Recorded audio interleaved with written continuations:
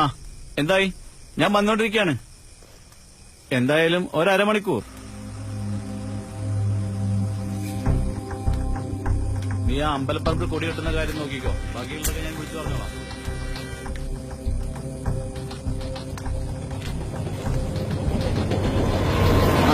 പ്രശ്നമുള്ള ഏരിയയാണ്.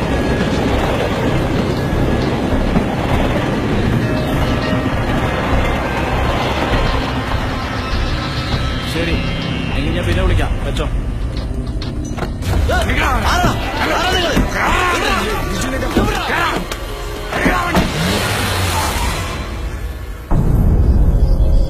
ഞങ്ങളുടെ പാർട്ടിയിൽ ഓർത്തിനെ തൊട്ട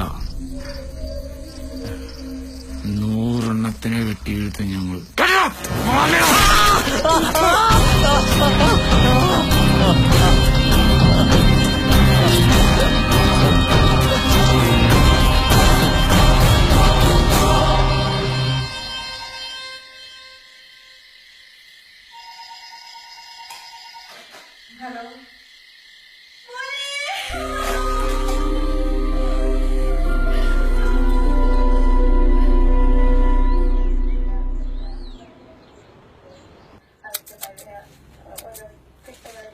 അങ്ങനെ വീണ്ടും രക്തസാക്ഷികൾ ഉണ്ടായിരിക്കുന്നു. കഷ്ടം. നാട്ടിലെ നല്ലൊരു നേതാവായിരുന്നു. മുൻ രാഷ്ട്രീയ വൈരാഗ്യം തീർത്തതാ. എന്തായാലും കുറച്ച് കൂടിപ്പോയി. കൊല്ലപ്പെട്ടവന്റെ പേരെന്താ? രമേശ് എന്നാ. പിണ്ടച്ച പിതൃണാം പരിതിഷ്ഠയെ സമർപ്പയാമി. ഇനി മരിച്ചുപോയ ആളെ മനസ്സിൽ നല്ലവണ്ണം മനസ്സിരുത്തി ഉരുള ഉരുട്ടി ഇലയിൽ വെച്ചോളൂ.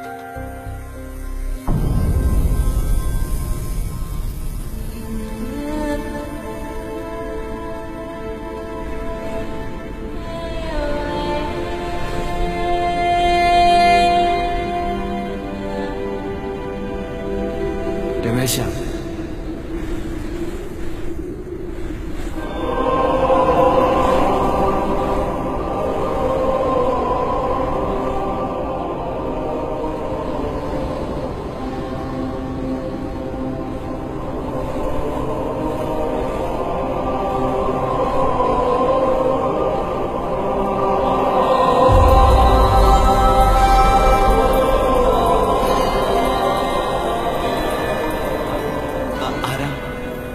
എന്നെ മനസ്സിലായില്ലേ?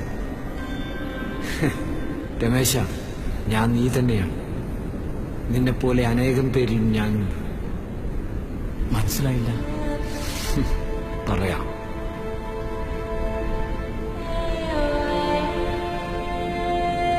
വരൂ, ഇതൊരു കൂട് വിട്ട് കൂടുമാറലിന്റെ സങ്കേതമാണ്. നിങ്ങൾ പറയുന്നൊന്നും എനിക്ക് മനസ്സിലാകുന്നില്ല. രമേശ, ഞാൻ നിന്നിലെ ബോധവും ബുദ്ധിയുമാണ്. നീ എത്തപ്പെട്ട ലോകത്തെക്കുറിച്ച് വൈകാതെ നിനക്ക് മനസ്സിലാകും രമേശ.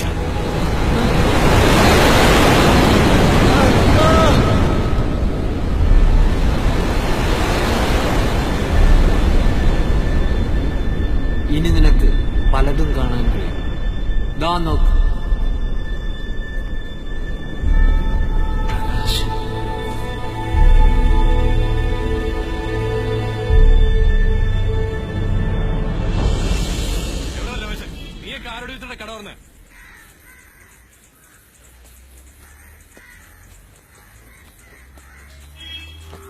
രമേശ,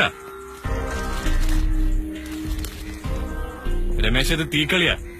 ഇന്ന് ഞങ്ങൾ ആഹ്വാനം ചെയ്ത ഹർത്താൽ ദിവസം. പ്രകാശ, വേണ്ട. എടാ, നിന്റെയും നിന്റെ കൂട്ടുകാരുടെ ബലത്തിലാ ഇന്ന് ഈ കടകൾ മുഴുവൻ തുറന്നിരിക്കുന്നതും ഈ ഓട്ടോകൾ മുഴുവൻ നിരത്തിലിറങ്ങിയിരിക്കുന്നതും. എടാ പരനാറി മോനെ, നിന്റെ പള്ളക്കകത്ത് ഇരുമ്പിന്റെ കുടലൊന്നല്ലോ, ഓർത്തോ? പോടാ.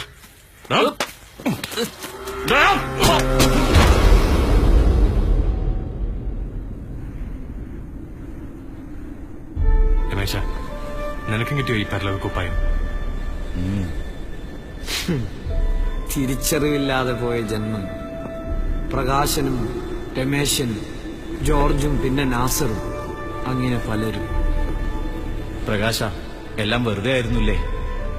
ഞാനായിരുന്നു ശരിയെന്ന് ഞാനും നീയായിരുന്നു ശരിയെന്ന് നീയും വാദിച്ചിരുന്നത് ആർക്കു വേണ്ടിയായിരുന്നു? അന്ന് നമുക്ക് മനസ്സിലാകാതെ പോയിരുന്ന ആ സത്യം ഇന്ന് ഈ പരലോക കുപ്പായം കിട്ടിയപ്പോ തിരിച്ചറിഞ്ഞിരിക്കുന്നു. തീർന്നിട്ടില്ല രമേശ. നിന്റെ പേരിലാണ് പുതിയ കലാപരിപാടികളൊക്കെ അരങ്ങേറുന്നത്. പക്ഷേ നിങ്ങളുടെയൊക്കെ നേതാക്കന്മാരോ? ഹലോ ഭരണപക്ഷം, ഞാൻ മറന്നിട്ടില്ല. ഞാൻ വന്നിരിക്കും. ബന്ധോ അതൊന്നും കാര്യമാക്കണ്ട. എന്റെ പാർട്ടിക്കാരുടെ അല്ലേ. കല്ലും മുട്ടിയും മാറ്റിയിട്ടാണെങ്കിലും താങ്കളുടെ മകളുടെ കല്യാണത്തിന് ഞാൻ എത്തിയിരിക്കും. ഇത് പ്രതിപക്ഷത്തിന്റെ വാക്കാ. പ്രകാശ, മാപ്പ്. ആരോട്? ഞാനും ഭ്രാന്തനായിരുന്നില്ലേ? മുഴുത്ത ഭ്രാന്ത്, രാഷ്ട്രീയ ഭ്രാന്ത്. അന്ന് നിനക്കെതിരെ, നിന്റെ പാർട്ടിക്കെതിരെ എന്തെല്ലാം ആക്രോശങ്ങളാണ് ഞാൻ ചെയ്തു കൂട്ടിയത്. എന്റെ മകൻ. ഇനി ആ താഴ്ച കൂടി കാണണോ രമേശ നിനക്ക്?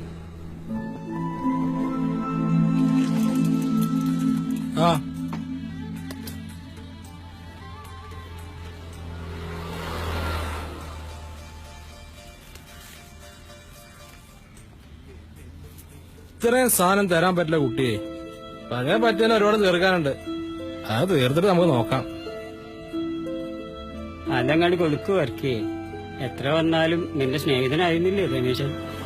ഒരു കാലത്ത് നിനക്കൊരു പ്രശ്നം ഉണ്ടായപ്പോ അവനല്ലേ ഉണ്ടായിരുന്നുള്ളൂ. എല്ലാവരും കൈയൊഴിഞ്ഞപ്പോ. അതൊന്നും പറഞ്ഞിട്ട് കാര്യമില്ല. ഇതൊരു കച്ചവടമാണ്. അതിന് ലാഭം വേണം. സേവനം നടക്കൂല. പിന്നെ അവനെന്തിനാ മറ്റവർക്കെതിരെ നിൽക്കാൻ പോയത്? അവനവന്റെ കാര്യം നോക്കി ജീവിച്ചാ പോലായിരുന്നോ?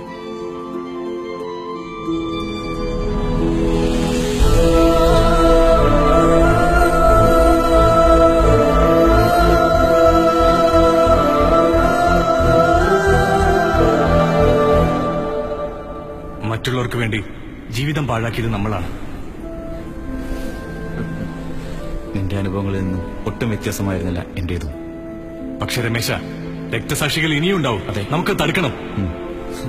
ആത്മാക്കളുടെ രോദനം. ഇവിടെ ശക്തി ക്ഷയിച്ചവരാണ് നിങ്ങൾ. ഇനിയും പ്രകാശിനെയും രമേശിനെയും പോലുള്ളവരുടെ രക്തസാക്ഷി മണ്ഡപങ്ങൾ ഭൂമിയിൽ ഉയർന്നുകൊണ്ടേയിരിക്കും.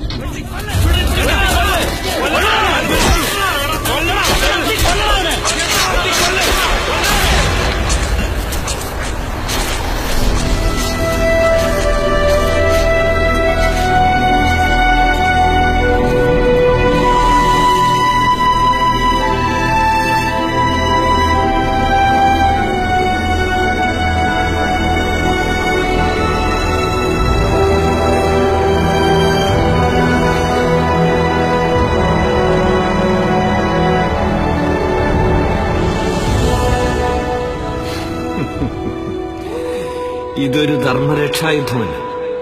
ബോധവും ബുദ്ധിയും നശിച്ച അണികളുടെ രാഷ്ട്രീയ പകപോക്കലിന്റെ തുടർക്കഥയാണ്. ജീവിച്ചിരിക്കുമ്പോൾ ഞാൻ നിങ്ങളോടൊപ്പം തന്നെ ഉണ്ടായിരുന്നു. അന്ന് നിങ്ങൾ എന്നെ അറിയാതെ പോയി. ജീവിച്ചിരിക്കുന്ന മനുഷ്യ, ഞാൻ വീണ്ടും നിന്നെ ഓർമ്മിപ്പിക്കുന്നു. എനിക്ക് രാഷ്ട്രീയ നിറമില്ല, ജാതിയും മതവുമില്ല. ഞാൻ നിന്നിലെ ബോധവും ബുദ്ധിയുമാണ്.